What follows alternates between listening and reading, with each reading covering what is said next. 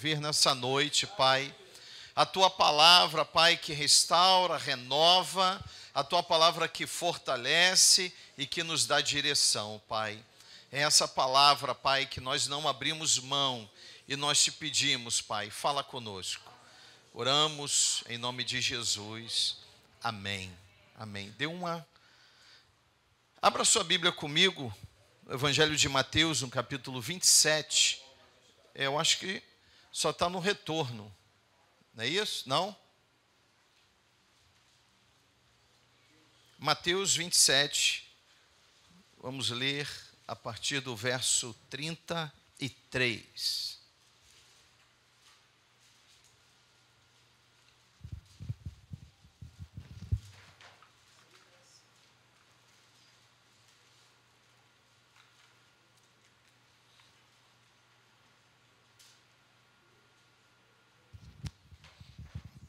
Ok? Amém?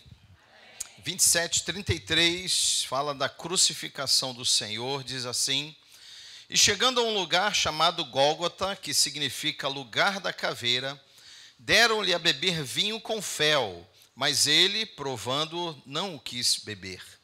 Depois de o crucificarem, repartiram entre si as suas vestes, tirando a sorte, e assentados ali o guardavam. Por cima da sua cabeça puseram escrita a sua acusação: Este é Jesus, o Rei dos Judeus. E foram crucificados com ele 2 ladrões, uma à sua direita e outra à sua esquerda.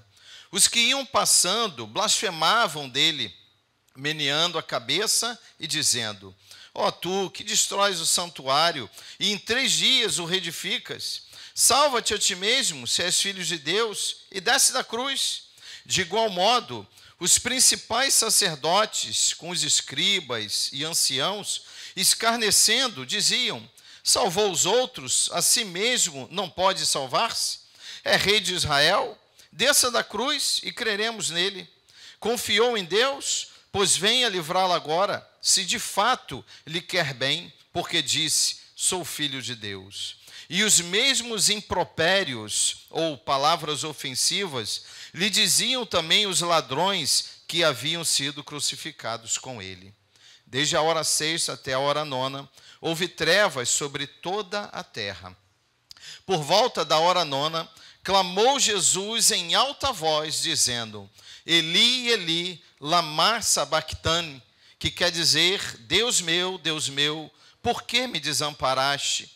E alguns dos que ali estavam, ouvindo isso, diziam: Ele chama por Elias. E logo um deles correu a buscar uma esponja, e tendo-a embebido de vinagre e colocado na ponta de um caniço, deu-lhe a beber. Os outros, porém, diziam: Deixa, vejamos se Elias vem salvá-lo. E Jesus, clamando outra vez com grande voz, entregou o Espírito. Eis que o véu do santuário se rasgou em 2 partes, de alto a baixo. Tremeu a terra, fenderam-se as rochas, abriram-se os sepulcros, e muitos corpos de santos que dormiam ressuscitaram. E saindo dos sepulcros, depois da ressurreição de Jesus, entraram na cidade santa e apareceram a muitos.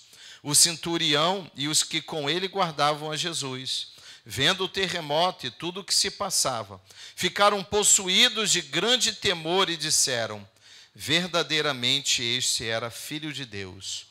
Estavam ali muitas mulheres, observando de longe. Eram as que vinham seguindo a Jesus desde a Galiléia para o servirem. Entre elas estavam Maria Madalena, Maria, mãe de Tiago e de José, e a mulher de Zebedeu. Amém. Você pode se sentar. Já oramos. Irmãos, esse cenário é o cenário para nós o mais triste diante do ocorrido, diante da leitura.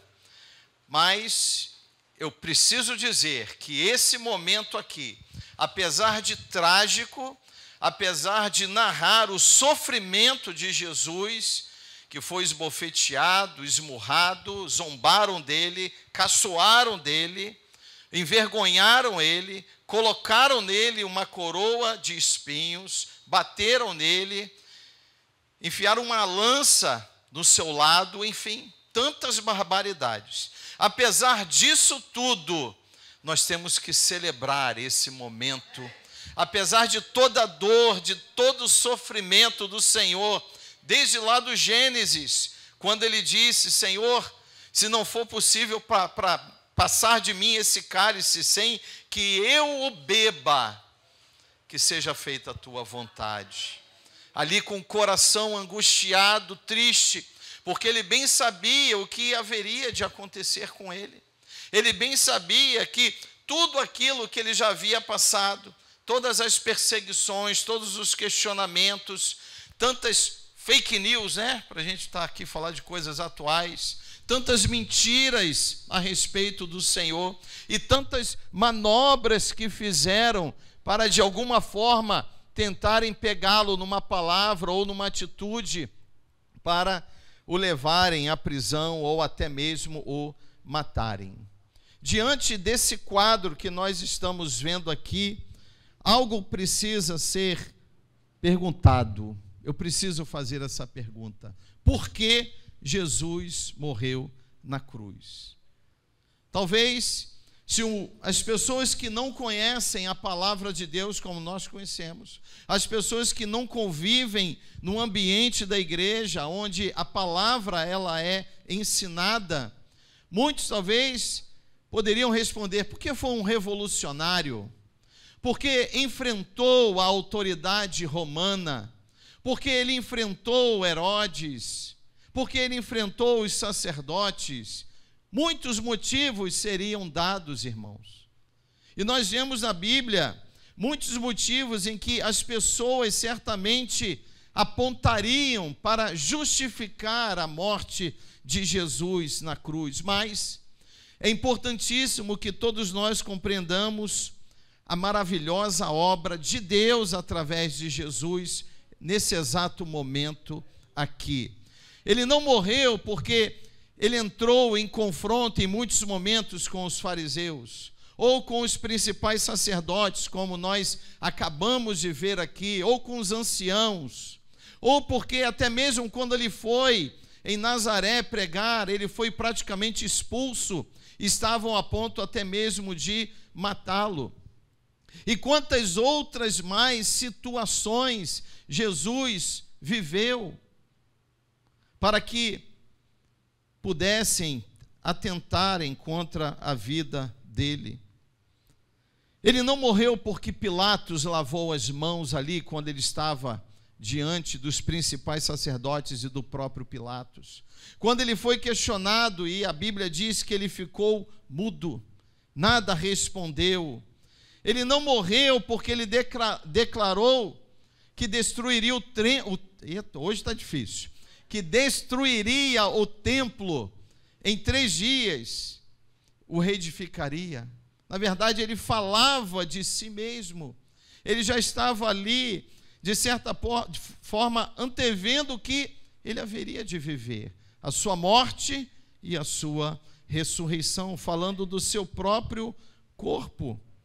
Na verdade, irmãos, Jesus, o motivo pelo qual Jesus está, você não precisa abrir, apenas anote, lá no profeta Isaías 53:6, que diz: todos nós andávamos desgarrados como ovelhas, cada um se desviava pelo caminho, mas o Senhor fez cair sobre ele, Jesus, a iniquidade de nós todos. Essa é a palavra do profeta, que há milhares de anos já profetizou aquele que viria a ser o Messias, o nosso Senhor, o nosso Salvador. A morte de Jesus também, ela foi decretada lá no Éden.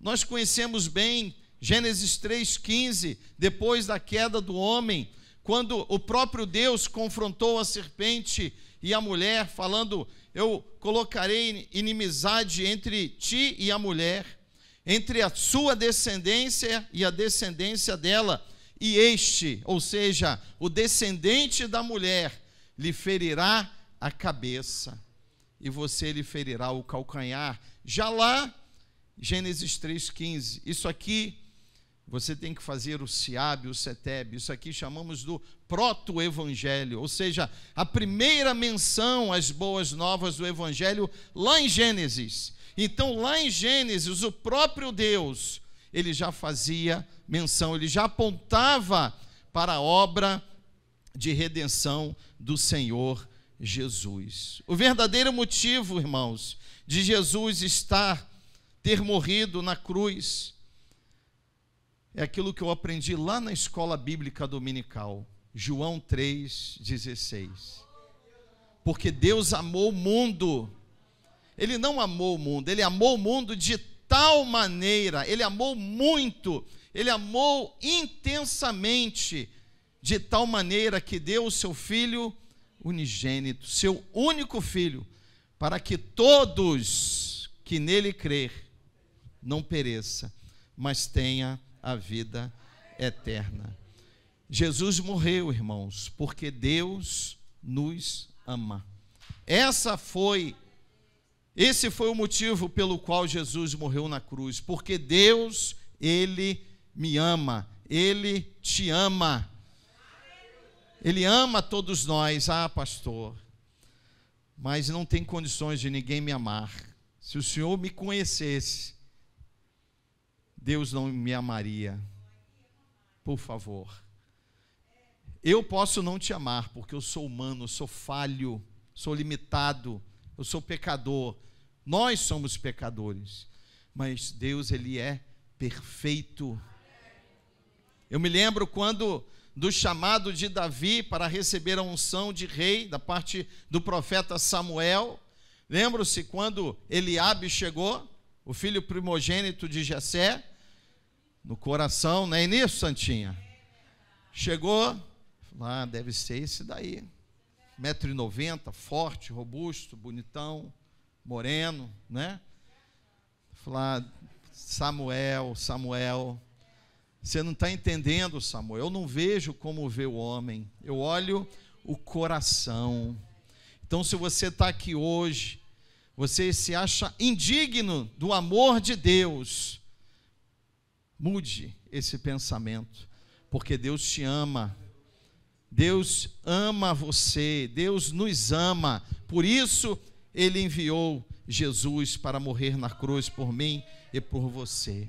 Então nós temos que ter essa compreensão. O verdadeiro motivo pelo qual Jesus morreu na cruz foi um plano de Deus, lá no Éden, que veio se desenvolvendo no decorrer do tempo, aqui do Antigo Testamento, até chegar ao nascimento do Senhor, quando Ele pregou a palavra, quando Ele deixou o Evangelho, e esse Evangelho chegou até mim e até você, e chegou a todas as partes desse mundo, e tem que chegar a muitas outras partes também.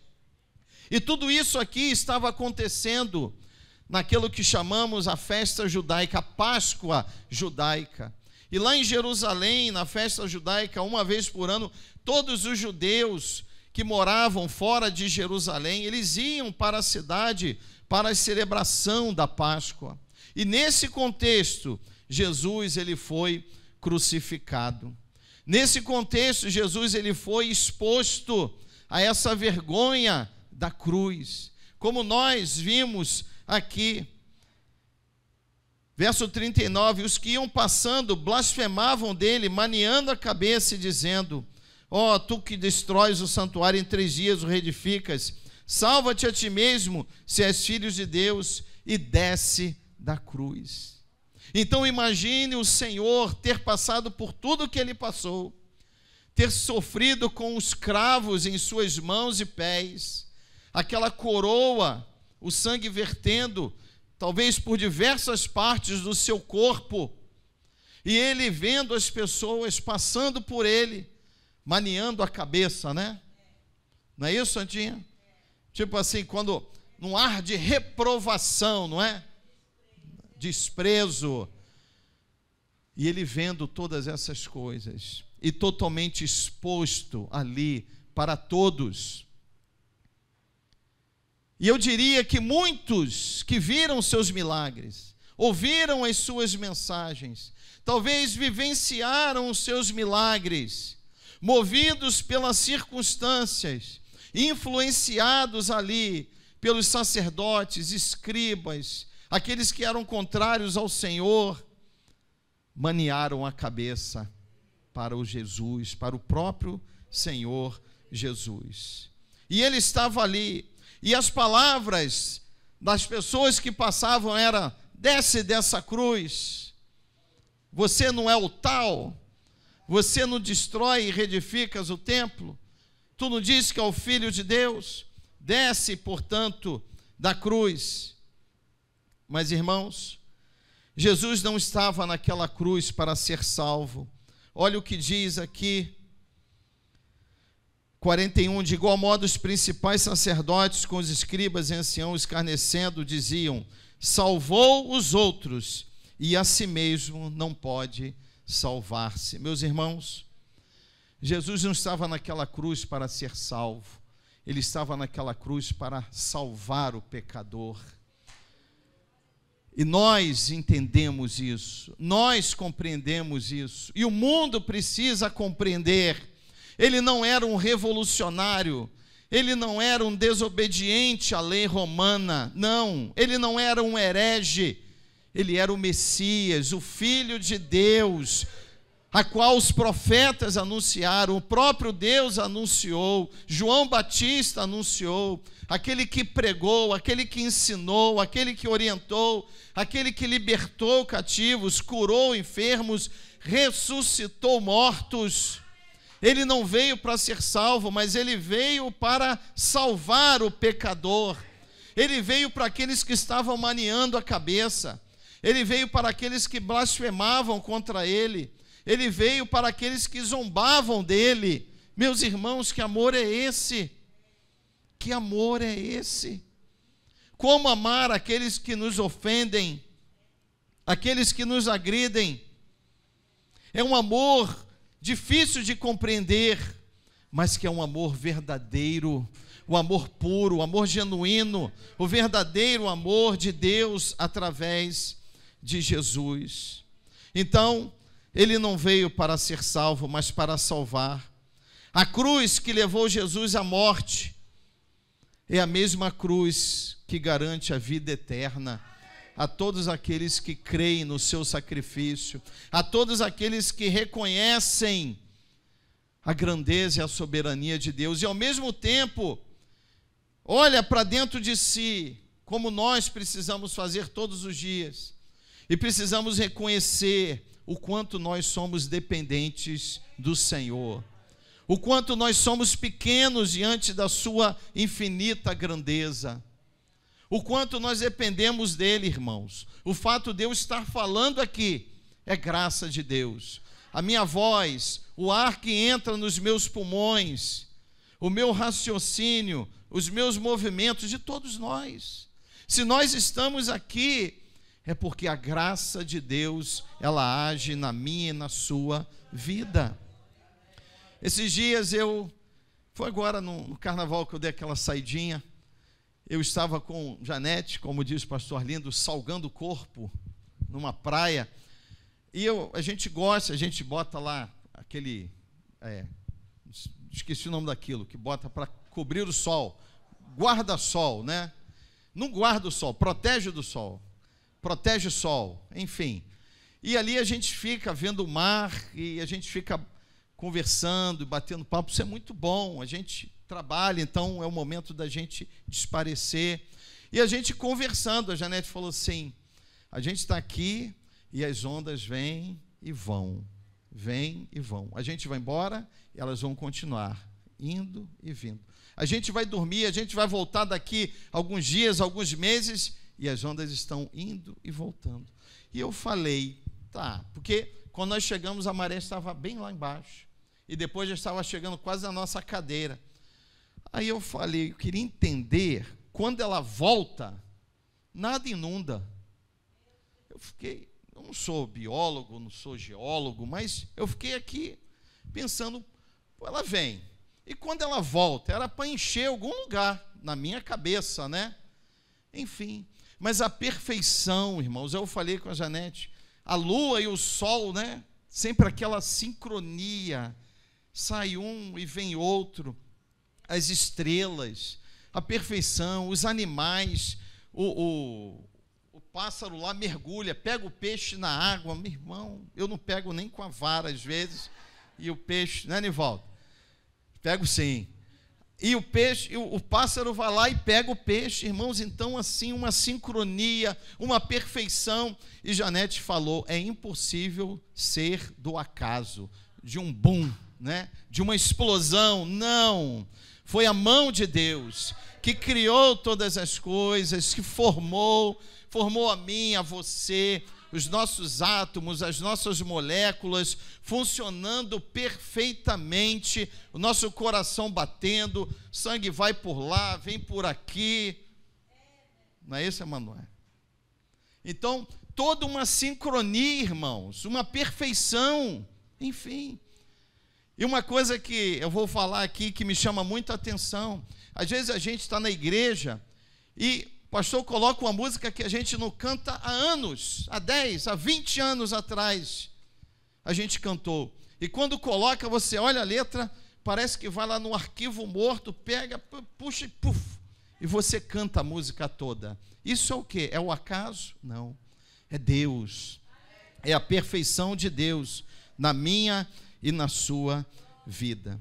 E os sacerdotes estavam ali, os escribas e os anciãos, engrossando o coro, que aqueles que passavam meneando a cabeça diziam, desce da cruz. Irmãos, a cruz foi um instrumento que Deus usou para que, ainda que imolando o seu próprio filho Jesus, através daquele instrumento que até aquele momento era um instrumento de punição, de castigo, de dor, de vergonha, Deus, na sua infinita sabedoria, Ele transformou esse instrumento de horror em um instrumento de vida, porque foi ali, na cruz, naquele madeiro onde o Senhor foi pregado, que nós fomos justificados de todos os nossos pecados. Ali, naquela cruz, o Senhor derramando o seu sangue, os nossos pecados, eles foram perdoados ali. E para completar, até os ladrões que estavam do lado de Jesus, eles também, os mesmos impropérios, né, mas as mesmas palavras ofensivas que todos anteriormente haviam falado, eles repetiram. Talvez falaram, tira-nos daqui, desce dessa cruz, nos ajuda, tira essa corda da minha mão, dos meus pés, enfim. Até eles que estavam ali, por justo motivo, porque eram criminosos e não o Senhor. Irmãos, o que é a cruz para mim e para você? A cruz é o próprio Evangelho. A cruz é a própria palavra de Deus. O próprio Jesus falou, se aquele que quiser vir após mim, não tomar a sua cruz e renunciar pai, mãe, filho, filha, mulher, cachorro, papagaio, periquito, tudo, e a si mesmo, não pode ser meu discípulo. Ou seja, não pode seguir os meus caminhos, não pode seguir os meus passos. E a cruz é exatamente isso, é a causa do Evangelho. Por isso Jesus falou, quem quiser vir após mim, assuma o risco de pregar o Evangelho, assuma o risco de ter fé em mim e em meu Pai, assuma o risco de dar testemunho, assuma o risco de pregar no trem, no ônibus, nas ruas, assuma o risco de andar com uma Bíblia, assuma esse risco de andar na contramão deste mundo. Essa é a nossa cruz. Pesada? Sim, ela é pesada, e Jesus não escondeu isso de ninguém. A sua própria vida é testemunho de que a vida espiritual, ela não é fácil. O que o próprio Senhor falou, o reino de Deus, ele é conquistado com a força, com sacrifício, com empenho, com dedicação, com perseverança, irmãos. Qualidades que eram inerentes ao Senhor Jesus. Jesus, por 3 anos que ele caminhou aqui, exercendo evidentemente seu ministério, Jesus em momento nenhum deixou de ser perseverante. Jesus em momento nenhum deixou de ser até mesmo corajoso nas suas atitudes, indo a Nazaré, indo a diversos outros lugares, conversar com a mulher samaritana, exercer misericórdia para aquela mulher, o homem que jazia lá naquele tanque por 38 anos, e quantos outros mais exemplos eu poderia dar, e outros exemplos que não estão relatados na palavra de Deus, mas atos e atitudes que o Senhor tomou por amor a todos aqueles que se chegavam a Ele. Irmãos, pendurado naquela cruz e sentindo dores insuportáveis e sofrendo todo tipo de escárnio e zombaria, no verso 46 diz assim: por volta da hora 9, clamou Jesus em alta voz, dizendo: Eli, Eli, lama sabactani, o que quer dizer: Deus meu, por que me desamparaste?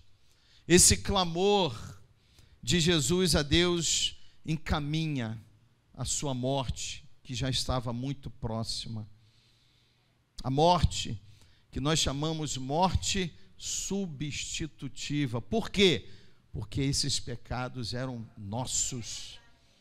Ele substituiu, ou nos substituiu, a doutrina da expiação. Ele assumiu o meu lugar, assumiu o seu lugar.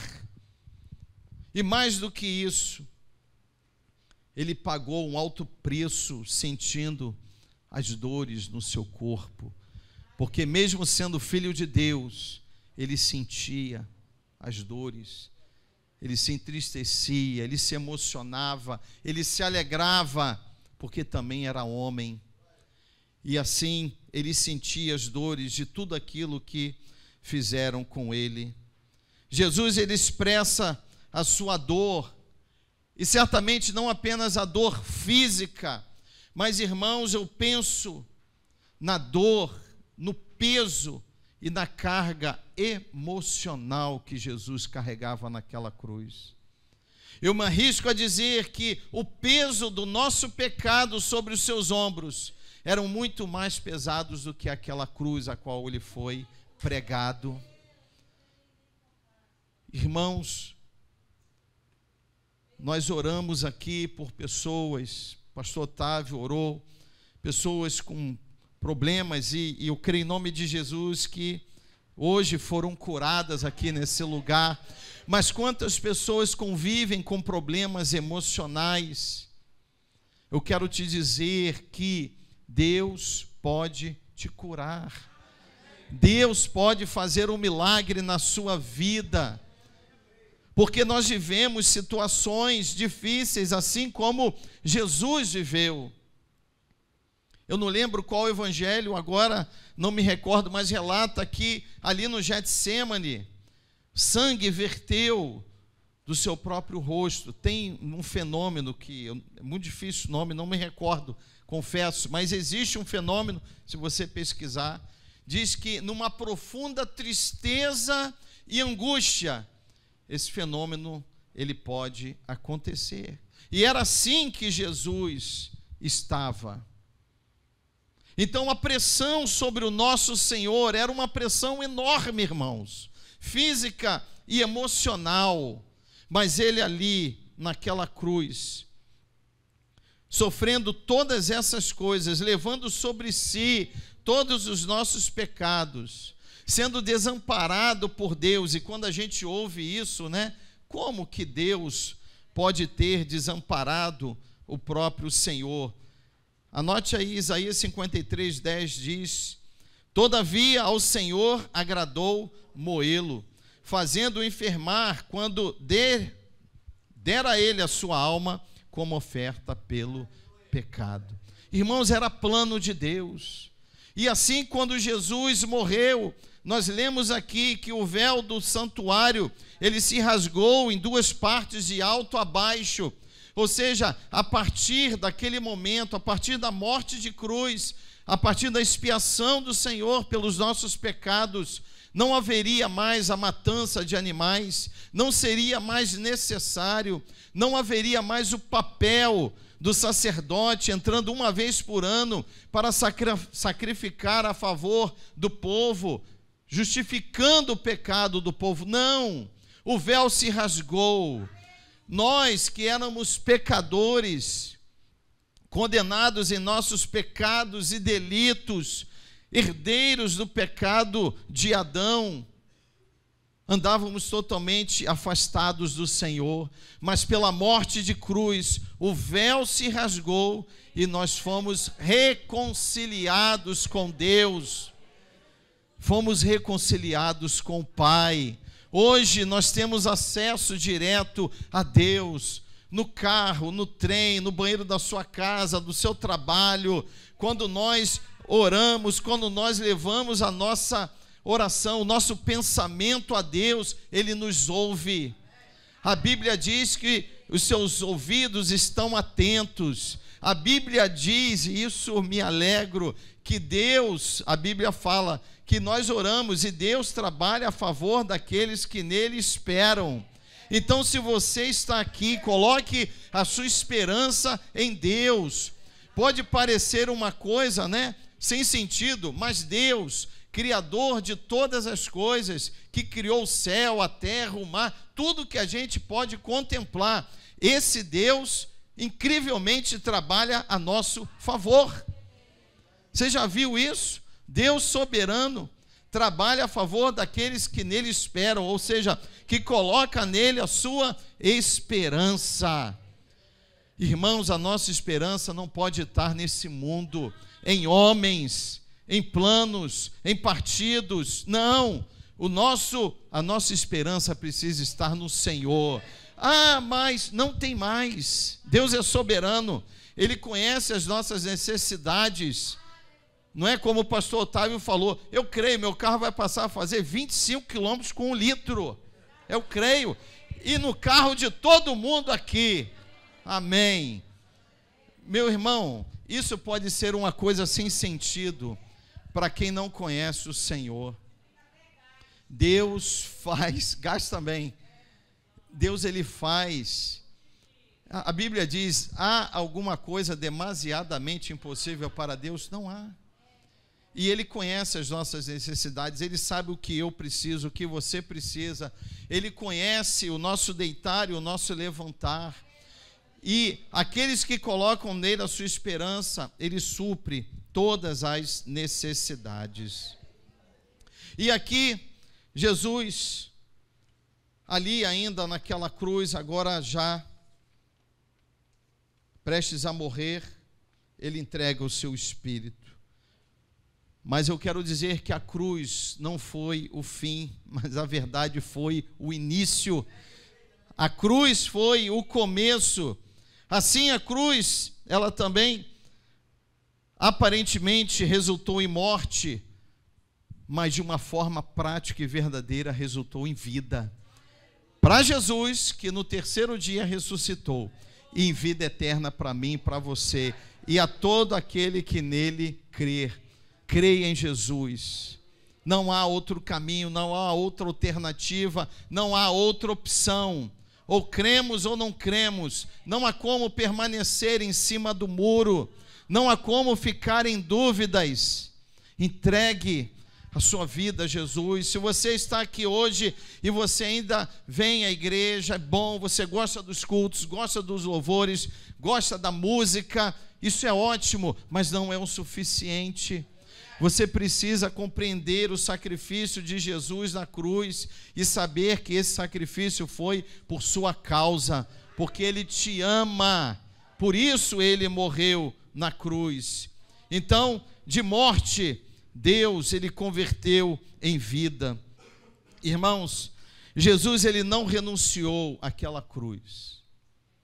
As pessoas passavam, escarneciam, zombavam, caçoavam dele e usavam as suas próprias palavras, mas totalmente fora de contexto.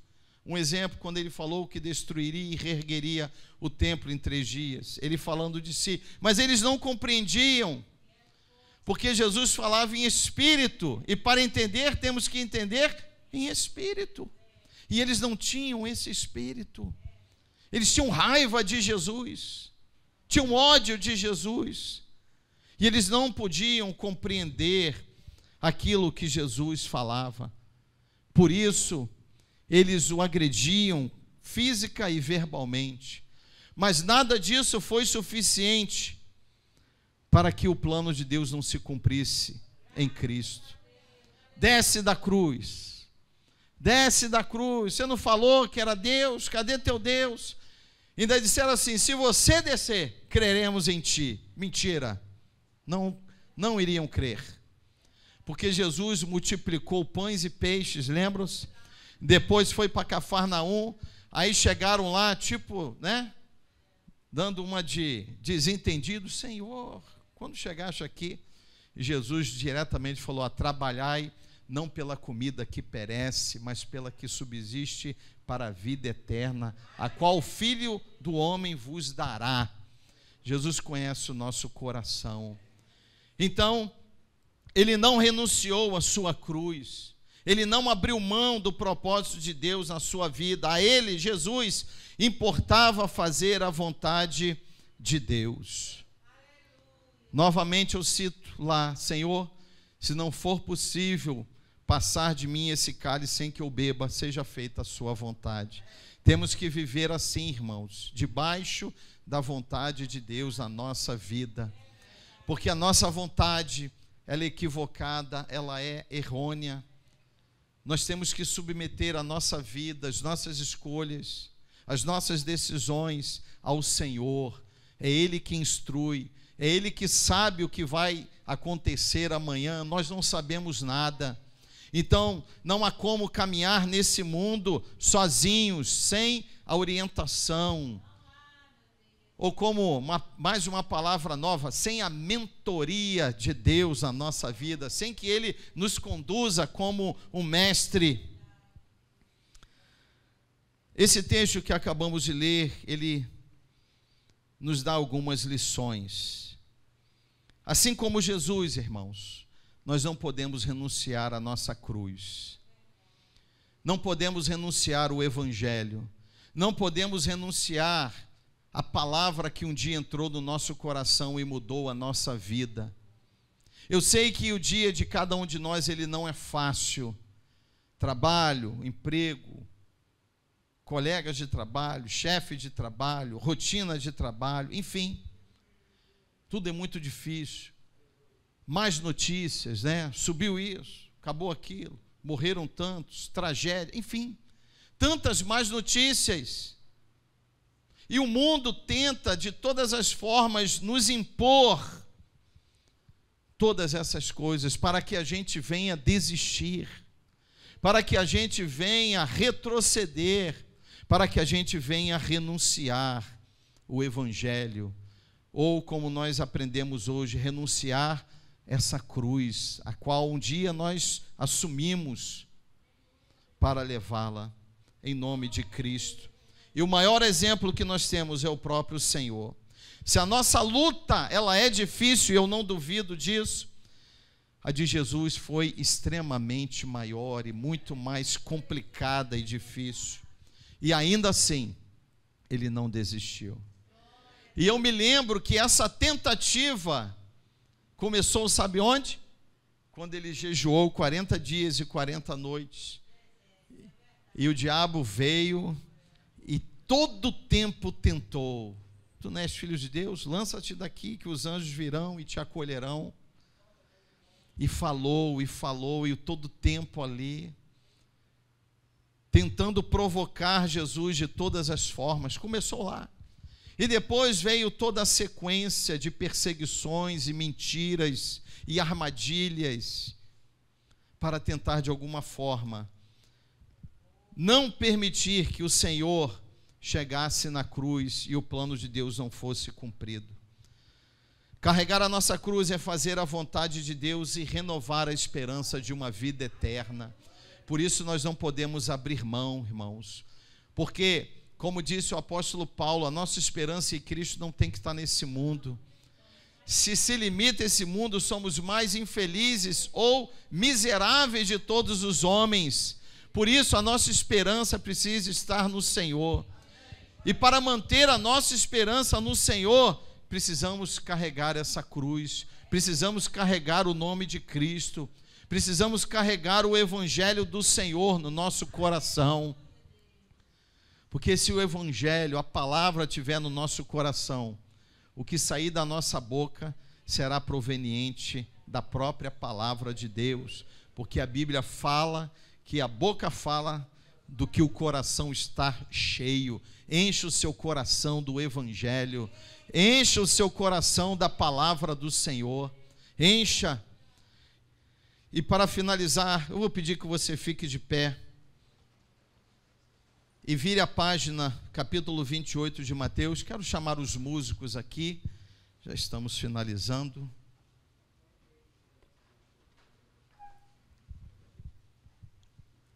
Verso 28, eu quero te dizer que ao carregar a cruz, nem eu nem você estaremos sozinhos. Olha o que diz Mateus 28, 18. Jesus, aproximando-se, falou-lhes, dizendo: toda autoridade me foi dada no céu e na terra. Ide, portanto, fazeis discípulos. Olha a cruz aí. Fazeis discípulos de todas as nações, batizando-os em nome do Pai, do Filho e do Espírito Santo, ensinando-os, orientando, discipulando a guardar todas as coisas que eu vos tenho ordenado. E ele finaliza dizendo: e eis que eu estou convosco todos os dias até a consumação do século. Essa cruz que nós estamos carregando, ela pode estar pesada, mas nós não estamos sozinhos. O Senhor está comigo e com você. Amém? Graças a Deus. Você pode aplaudir o Senhor? Aleluia! Glória a Deus. Obrigado, Pai. Vamos cantar essa canção.